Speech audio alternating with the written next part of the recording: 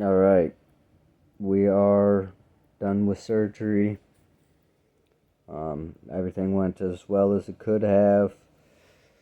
I don't know. I guess let's talk about it.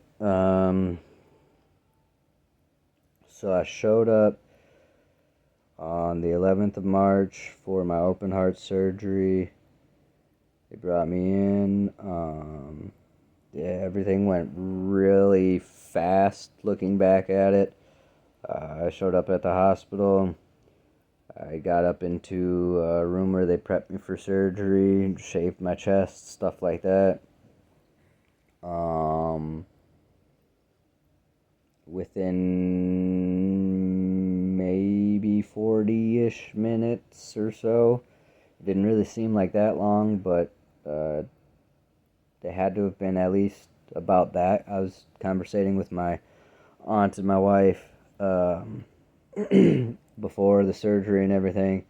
And they wheeled me back, and uh, within like 30 seconds of being in the room, they had pulled me off of the gurney onto the surgery table. I looked up at one of the guys and asked them if they were going to let me know when I had been sedated, and they were like, "You'll be asleep in about 30 seconds."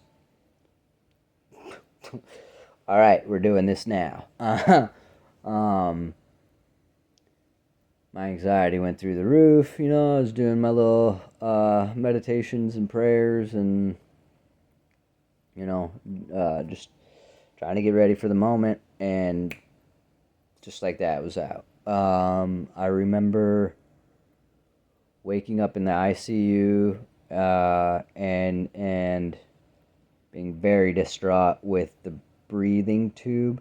I guess I had woken up like literally right upon entering the ICU, which they didn't want. They wanted me to still be sedated for a little bit, and I immediately started grabbing at my breathing tube and stuff.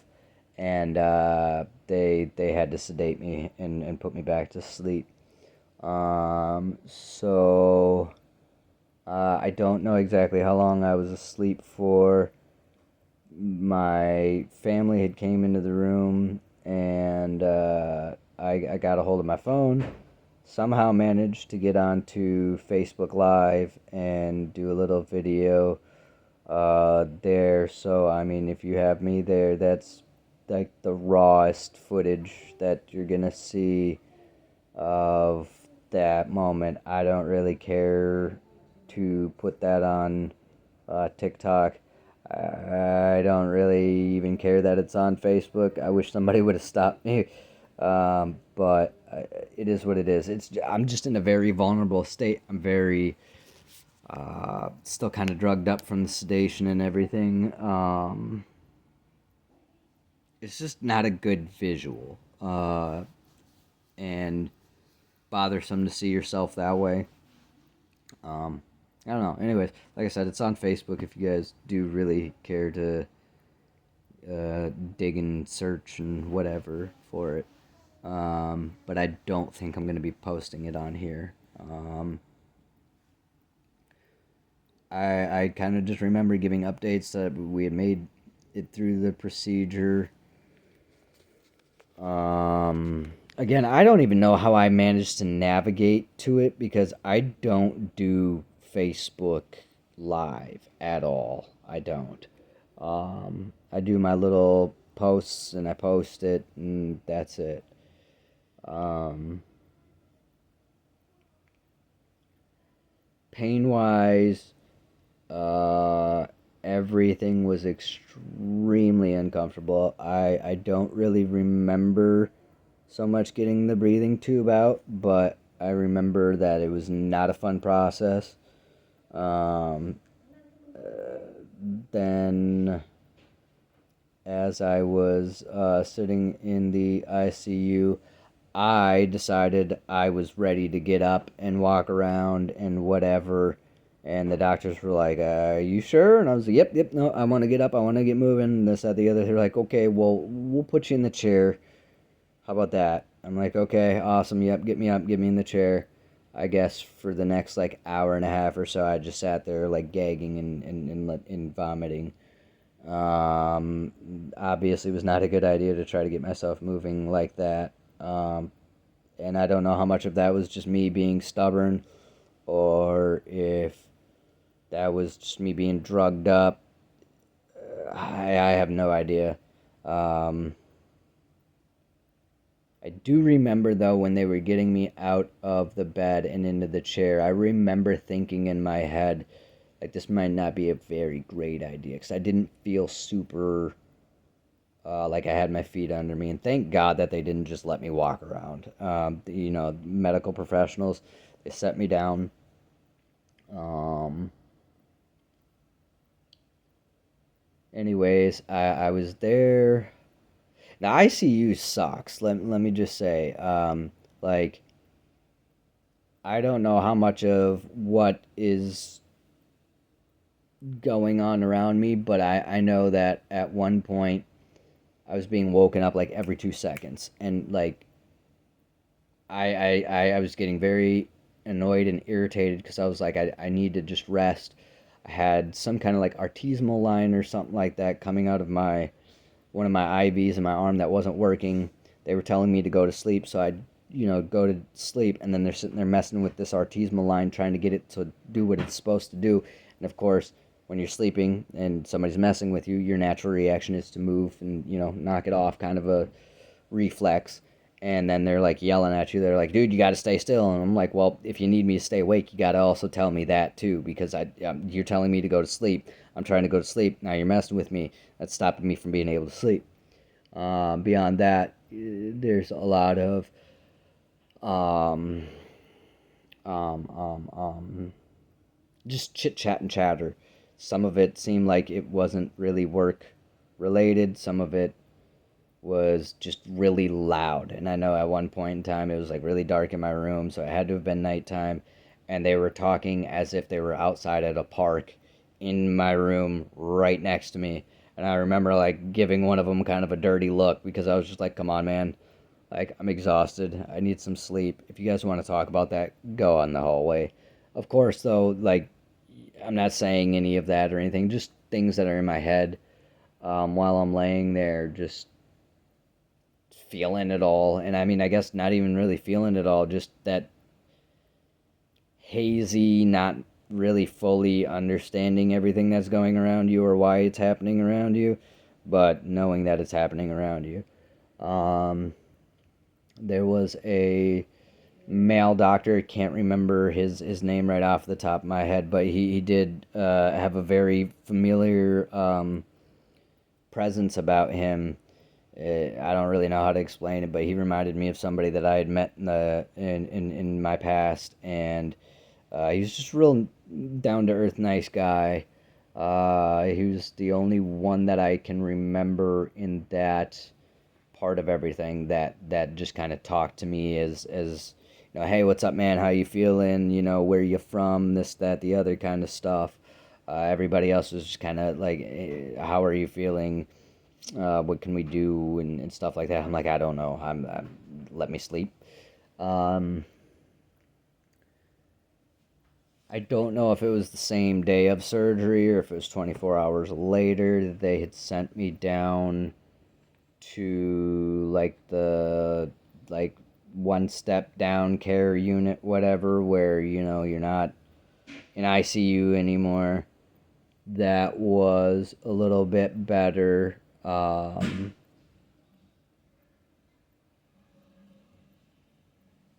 Sleep was still not really a great thing. There's still people kind of in and out of the room quite often at this point. Um, they were checking my blood constantly, doing like finger pricks, etc. Um,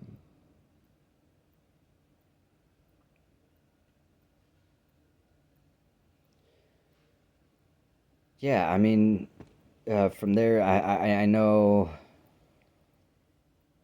it would have been within about 24 hours of surgery. I did my first walk. I do have footage of that. That's the only footage I have from any of my walks and whatnot. I'll go ahead and I'll post that. But even in that first walk, I remember being very kind of loopy. I didn't really fully feel like my feet were under me. So if you notice in the video, they actually have the doctor carrying the call them like pumps, because they're like connected to these tubes that go into your stomach and whatnot to allow for additional leakage, like bleeding and stuff like that, so it's not all inside of you. He was carrying that behind me, and then my wife was walking behind us with like the little chair from the room, the rolling chair, to, in case if my legs got weak or I needed to sit down or whatever. Um, and then the next 2 days, so from Thursday and Friday, were very blurry. I just slept a lot, a lot, a lot. I got up as much as I could to walk around and whatnot, but with those tubes and the wires in your chest and everything, it's really difficult to breathe. Like, you cannot just go, you can't do that. And so you are getting air, you're just not feeling like you're getting much of it. If anybody who's ever had any issues with anxiety and whatnot, that is the best that I can relate that feeling to, is like you're having an anxiety attack. Um, Not exactly fun, not exactly comfortable, not exactly the worst feeling in the world either. Um, by Saturday, they had taken the wires out. That was extremely painful and uncomfortable. I did not like that process at all. Um, I also think that on Saturday afternoon sometime they took out one of the tubes. That one was also not very pleasant or fun. Um, but again, not the worst thing that I've ever gone through, I don't think. It's up there though. And then I want to say Sunday morning they took out my last tube. And that one went a lot smoother out of all of them. Each tube and wire set and whatnot that came out, you felt a little bit easier to breathe and whatnot. But yeah, I mean, it's not fun. They literally stitch it in. So they cut it out, cut the stitches out and everything, and they pull those tubes out.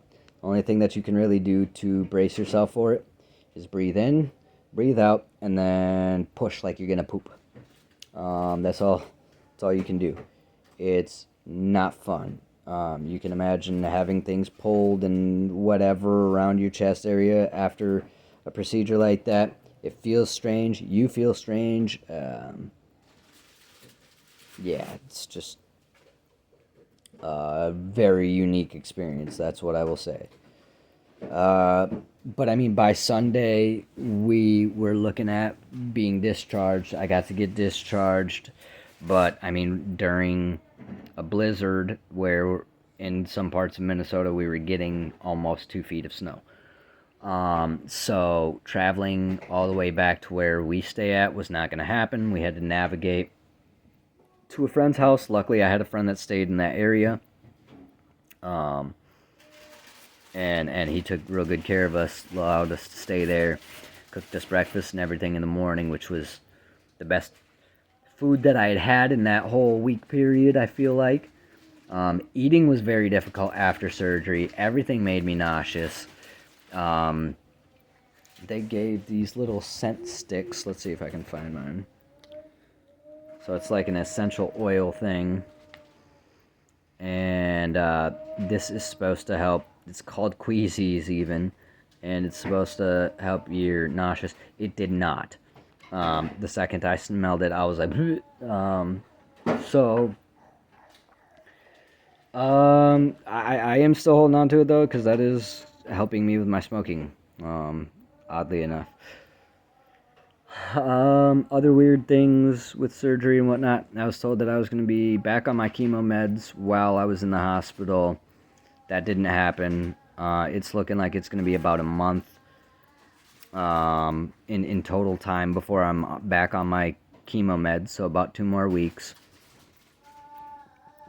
That's a little bit concerning, scary, and whatnot, because the chemo meds that I take have direct result on the blood thinners that I have to take since I have a mechanical device put in, and obviously without those blood thinners doing what they're supposed to be doing, I'm at risk for bleeding, clogging, all kinds of, stroke and all that fun stuff. So balancing it all is,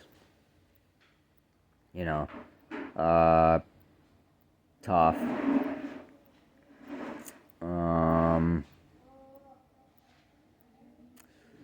I did have some really good doctors there too, though. That were, they do whatever they could to try to make me comfortable. I had some doctors really get excited when I was, I mean, by by like 10 minutes in, you're sick of those breathing tubes and stuff. But after dealing with it for several days, I think it was Saturday, I was like, man, I just want these out. I want to be able to breathe. And one of the doctors had came by a couple times to see if anything was getting done. The first like 2 times he stopped by the room, there's no information on when they were going to take those out and whatnot. But then the last time that he popped his head back around, they were pulling out the tubes, and he was just by the door with a big old smile and giving me a thumbs up. So it was just really cool to see and whatnot. Um, and there were some doctors that were giving me, I don't know if they were just being really nice or what, I mean, like, I wasn't really paying attention to anybody else or what they were looking like or going through or this, that, the other. I was just kind of worried about what I was told to do and what I needed to do. But some of the doctors were giving me some praise for how quickly I was moving around and how well I was moving around. I don't know whether I was normal in that range or not. I would assume that I might have been a little bit quicker to get back to some of those things than maybe most people. And I mean, if you know me, you know that I'm a stubborn piece of shit. So you tell me I can't do something, and I want to show you that you're wrong. So I think maybe they're more than likely it would have been like my stubbornness that forced that to make it look good or whatever. I don't know. And then, anyways, so that's enough of the hospital stuff, I suppose. I did end up coming home. I got home Monday afternoon. It took us like 3.5 hours to get home. That was a lot of time to be in a car after open heart surgery. Not comfortable. You got to sit in the back seat. You got this little heart pillow.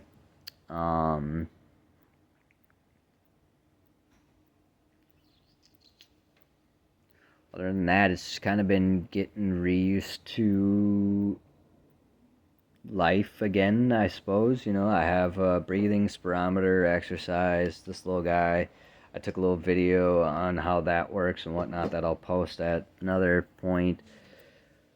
Yeah, I don't know. I'm very blessed and happy to still be here, to have made it through that experience. Still really crazy that all happened in the first place. I don't know, man. My brain's kind of just running out of tape, I guess. All things considered, for how I feel right now and everything, I feel really good considering what we just went through. I'm breathing better. Anybody who had seen like my Facebook video or whatever, or even a couple of the ones that I've put on Snapchat or whatever afterwards, you could tell like I was taking some extra time to like re-get my breath and whatnot, but I'm feeling much more regulated now that those breathing exercises help. Still have a little bit of pain. I don't take any of the narcotic medication that they gave me. I only take my Tylenol. we'll leave the comments on that one alone. And then I've got like 14 other medications that I have to take, you know. But I take the Tylenol in the morning and at night. Um, and that seems to be all that I need to get through. But with that, sleep is like non existent, and it's going to be non existent for a couple weeks still yet. Um, One of the things that happens as a result of the surgery is there's an influx of hormones. Your body is trying to heal itself. You're on all these different medications, and you have uh, what's the word that I'm looking for? A non-familiar device in your body, so you sweat a lot at night. And me, I've always been one that when I sweat a lot or there's a lot of like moisture in the room or whatever, I gotta pee. So every 2 hours on the dot, I'm awake to pee, and that's been the same since about the first night that I got out of the ICU. Um, so I mean, hopefully that regulates itself quick. I'm really exhausted. Um, you guys could imagine I probably didn't sleep very well the night before surgery. You would be exactly correct. I had a really bad headache the night before surgery, and I got maybe 3 to 4 hours sleep that night. I got maybe 3 to 4 hours sleep the night of my surgery. But mind you, I mean, like I'd been sleeping all day, so like, but you're just dog tired. I remember trying to watch some movies and stuff in the hospital, and within like 5-10 minutes, I'd be sitting there dozing off and whatnot. And before long, I was just like, nope, screw it. If I'm gonna sleep through it, I'm gonna sleep through it. Um, so I mean, Saturday was the first day that I actually stayed up for several hours at a time. Sunday, I didn't even take a nap. Um, and now I'm just, like I'm for energy wise, like I feel really good. I don't get those like midday crashes anymore. Like I would be sitting here having a conversation with you, and by now, like I'd be kind of like feeling like, I'm tired. I don't have that anymore. I feel good with my energy. However, I don't feel good like I can walk around the block yet. Um, the temperature on everything kind of changes things as well. Um, but I mean, like mobility, I can put my hands up over my head. Um, I don't want to put them both up at like the same time. That's a little bit too much stretching. But I can do stuff like that. I can like roll my shoulders, stuff like that, with causing very minimum discomfort. Um, yeah, it's just something that's taken some getting used to. If anybody wants to know what a mechanical valve feels like inside of you, I think we've all maybe taken a bite of food that's a little too big and didn't chew it well enough and swallow it down. That feeling, like where it gets stuck, and slowly works its way down your throat and your chest area. It feels like at first you have that feeling, and then it kind of sits right in your chest, and then you're feeling like a pop rocks feeling inside because the device is opening and closing and opening and closing.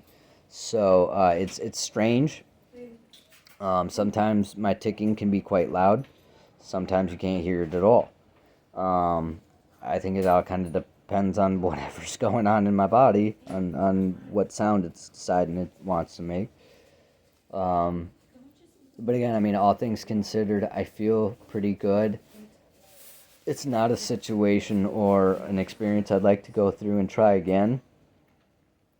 Um, I'm terrified of having to ever go through that again. It was not fun. Um, yeah, anyways, so that's all I got for this video. We'll make a couple more where we explain maybe some of the meds, the breathing thing. I've got another one where I will show the scarring or the scabbing, whatever you want to call it, the wounds, the battle wounds. And then I think in one of the videos I'll kind of talk more about like my cancer stuff. And I know at one point in these videos I'd like to give kind of I guess my life story a little bit. And yeah, I mean, hopefully I've got some better things to share, especially for those who may be having to go through what I'm going through, and they might have cancer as well. Maybe, hopefully, if you guys have questions about that or whatever, I can do my best to answer those. But I do want to focus all of these videos on giving information about that kind of stuff because, obviously, when you're given something like open heart surgery that is going to have to happen, you do your research and whatnot. But what I wasn't able to find was people that had leukemia and were having heart surgery. That is the purpose of making these videos, is so that somewhere else in this world there's somebody else who has chronic myeloid leukemia or any form of leukemia, cancer in general, and they're going to have one of these big procedures. And they should have somebody